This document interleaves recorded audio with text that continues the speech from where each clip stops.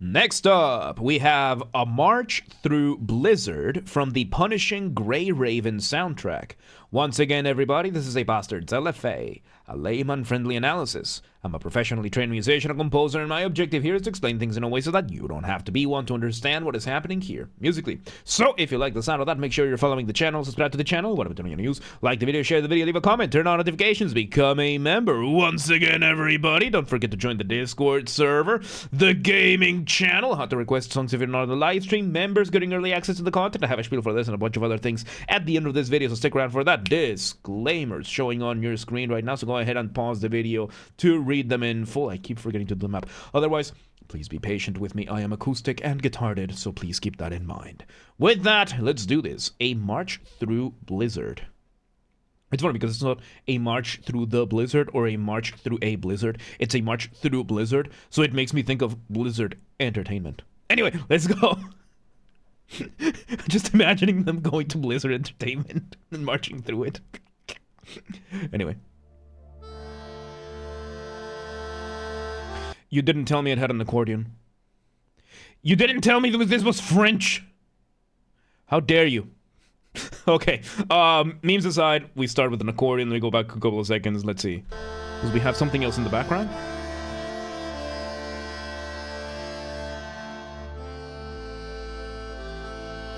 Okay, so we start with an accordion and then a bass. It could be a double bass, because we could have the orchestral instrument for this, or usually these are more on the electronic side. Just in case, a double bass, if you don't know what it looks like, the double bass is the largest of the viol family. The viol family of instruments, of course, being these ones, the double bass being the largest one that you have to stand up to be able to even play. This one can reach probably some of the lowest notes out there. And it's a really, really cool instrument to have. Of course, the accordion is giving us a couple of chords, some chords in the underside, and our melody, which might contain our initial motif. I believe it contains our initial motif. Motif being the smallest version of your musical idea, the seed, the essence from which everything else comes from, right? So let's see where this goes.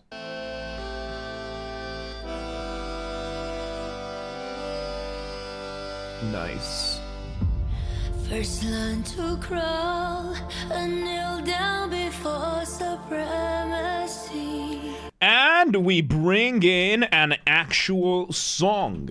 So this is an actual song. I know that we call everything song, but song is the term for something that has vocals, has lyrics, and these vocals and lyrics are the driving force of a substantial part of the music. Otherwise, you're gonna have an instrumental or a piece or a track, right? Like this is the technical, the actual terms that exist. Of course, we just lump everything into the term song because it's easier. So yeah. Doesn't like to tell you, but James is the first second generation LFA analyzer. Mega me. Behave. I am the first, second, third generation, fourth. I am the first, second, third generation, fourth generation analyzer. Yes. So I don't even know how many generations there are in my family. Anyway, I know up to the beginning of time, like my family name, I don't even know. Look, I didn't have any fancy opportunities like that, okay? I didn't have any fancy I mean, I did have one, but then it got taken away. I'm not gonna get into that right now. Anyway, so yeah, we're having these vocals. So of course the structure of a song is going to differ a little bit from a structure of an instrumental piece, primarily because in song it's a lot easier to detect. So we started, of course, with our intro. Now we are in verse number 1. So you know, it's a second generation LFAs. Oh God, I should bring somebody in to analyze my analysis. Wait! Okay, we don't have that as an LFA, but in my work, in my job, I do the work, and I am the second generation of the people in my department, and then Dunkel is a department above me, and his job is to analyze my work and the people in my department. So if anything, Dunkel is the first, second generation analyzer. Anyway. So yeah, we're having this verse over here, and usually the way I put it, verse is going to be your floor level of intensity, your chorus is going to be your ceiling level of intensity. Verse and chorus are going to be your two primary objective or structural points in your song. Your verse is going to be on the lower end of intensity. You want your melodies to be a little bit more contained, your music not as climactic, because you want to establish that baseline. And then your chorus is your climax. That's where you want to unleash everything. So yeah, we're bringing this in. The vocals, of course, they're carrying the melody, but we are adjusting the rhythm and everything so that we can have the lyrics. One of the reasons why it works so well in song to be able to repeat verses and choruses and that kind of stuff is because of we change the lyrics, and as lyrics change, the words change. That technically counts as variation. So yeah, and the real Maxim, thank you for the follow. Welcome to the Mosh Pit. Welcome today. How you doing? So let's see where this goes. Like a tiny gear, we have some piano in the background. Huge machinery. First off, I like her voice. Second off, we are having a bunch of different instruments.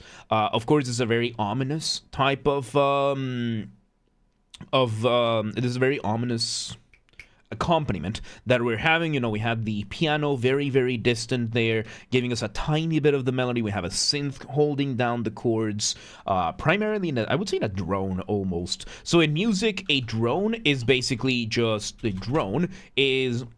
something that holds down a note or a chord, right? Like the most famous instruments that hold drones are the bagpipes, the moninghur, and the hurdy-gurdy. These three are, of course, world folk music instruments. And yeah, these ones, they hold down, by design, they will often hold down one or two notes as a chord, and the notes just stay there as a drone so that you have some sort of constant, right? Let's see. So we have something like that going on, being emulated. First in the accordion, we did have a drone a little bit there. And now we're having this in the lower synths. Let's see where this goes. Drums and guitar. Some more string violins. Okay, so now we have increased the intensity a little bit, but not all the way. So this is what I'm going to call a pre-chorus. As I said, verse, floor, chorus, ceiling. Your pre-chorus might be the wall that connects the two. Your pre-chorus is going to be a middle ground, and of course, right now you heard it. We brought in some drums. We brought in a guitar doing some arpeggios. An arpeggio is when you play a chord one note at a time, right? For example, here's in the piano, C minor. Here's arpeggiated, right? And the cool thing about the guitar is because of how it's built, you end up having more open versions of the chord. Because in piano, you can just play this, but in the guitar, it's more common to play something like this, which is going to give you quite a bit of difference. Because I think yes, some more like this, right? And then you might have something else like this, but it adds a little bit more depth and a bunch of other things that the guitar can bring that the piano has. Of course, the piano, it's a lot easier to play notes that are next to one another. For example, playing this on the guitar is very difficult because of how the guitar is built. But in the piano, you just have the keys right next to another. That's just what different instruments do. Let's see where this goes. Clinging to some faded glories, it repeats. All right, there's the drums again, and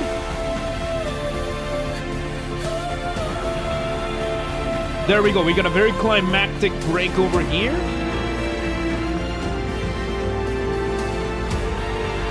Very beautiful melody in the violins.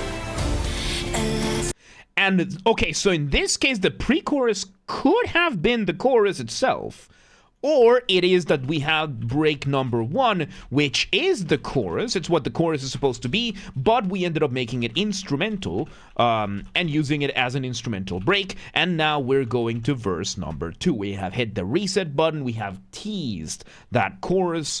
Let's see where this goes, because it's very unorthodox to do this. You usually want to expose your chorus, but in this case, we're pushing it back. Is that a woman? I guess. Let's see where this goes.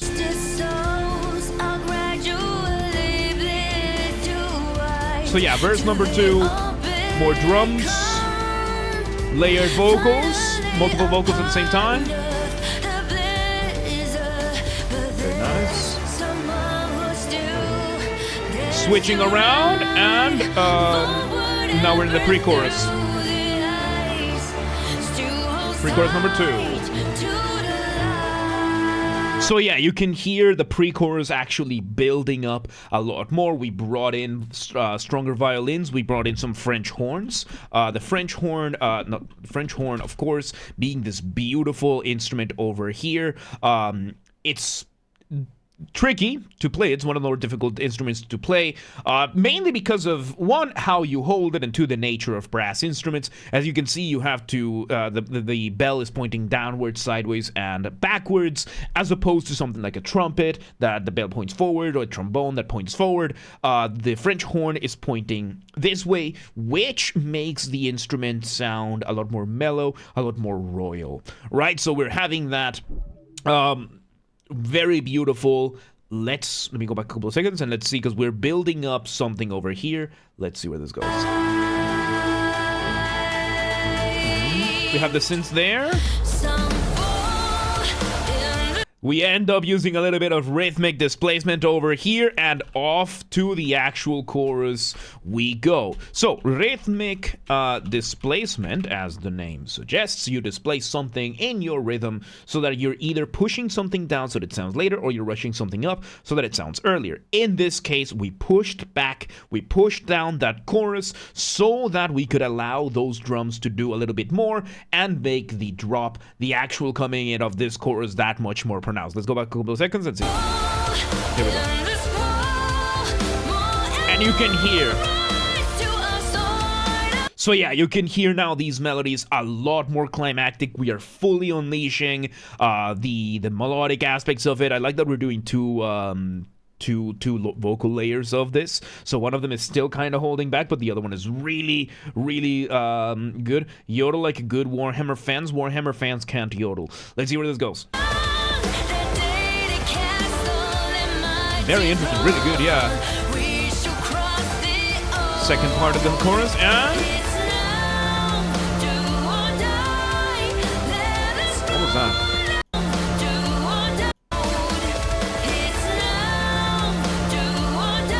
Okay, there's something there in the middle.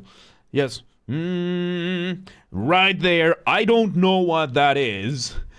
But it's way too loud, and that's the narwhal. Okay, so there's a narwhal. Okay, so they put a narwhal in this whole thing. They put a narwhal, the hum of a machine narwhal. Okay, so it's lore in the game. Okay, so there you go. So they bring in a narwhal. I thought that was vibration of something. I thought it was something that was left out, or something. Okay, good to know that this was intentional, because it does fit. It's just a little in your face in the rest of the mix. Doesn't quite fit the rest, but I guess if you actually play the game, you actually are familiar with the sound. And then yeah, let's see where this goes. So yeah, we're repeating the chorus, so we have to go from chorus 1 to chorus 2 right away.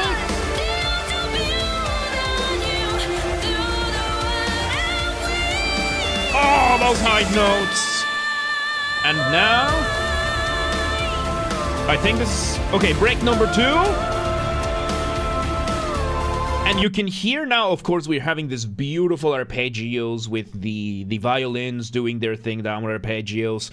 And now we are bringing the vocalist over to becoming an instrument. She's now singing oohs and ahs, which is very common to just, she could be replaced by another instrument. She's serving the purpose of an instrument right now. With this, I believe we're going to have one more, maybe one more change for the outro, or this might be the outro. Let's just see. voice, because break number 2, very beautiful voice.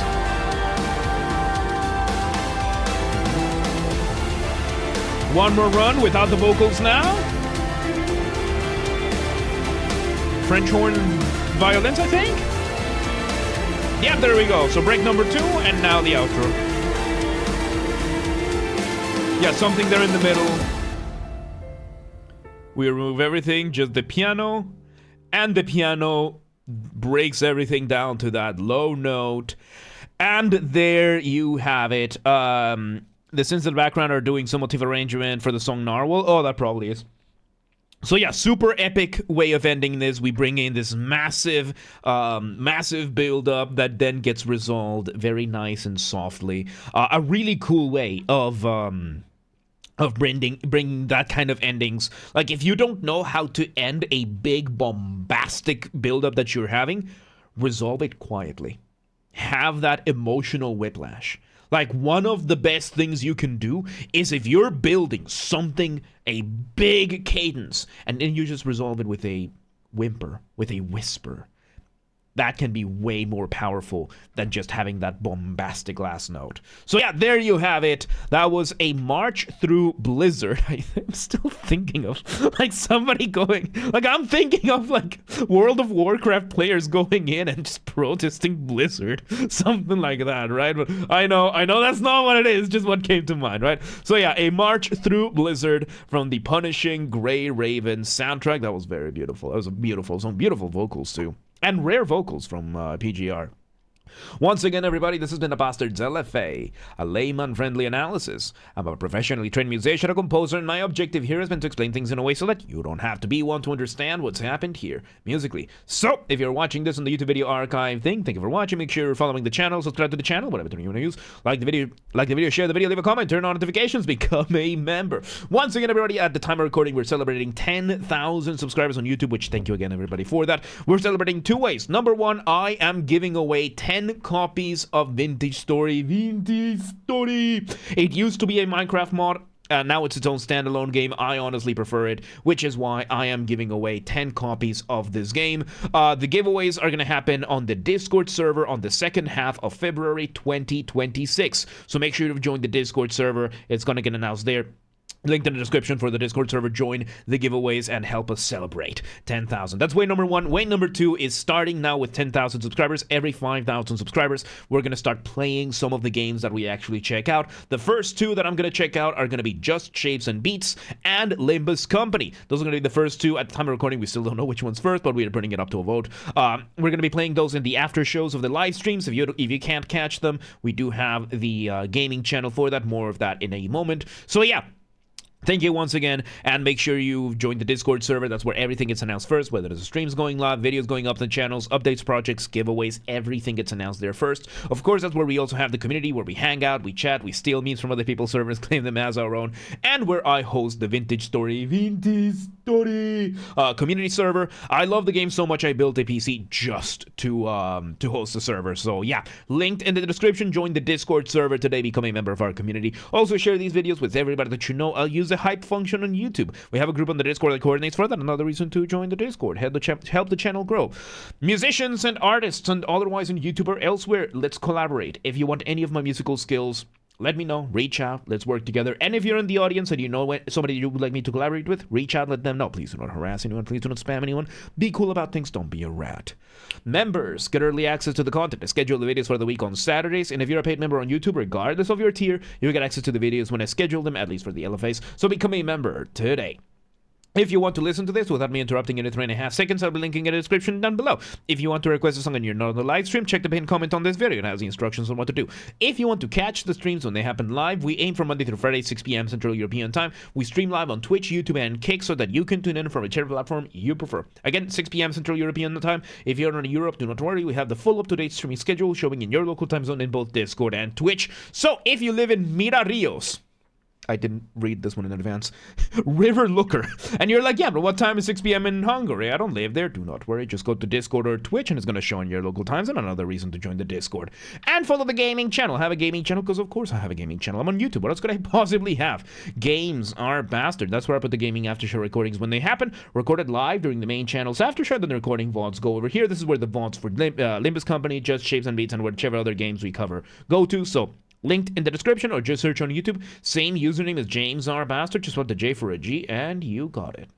And yeah, there you have it. A march through Blizzard, punishing Grey Raven. That was beautiful, man. That was really good, man. Really good stuff. Really good stuff.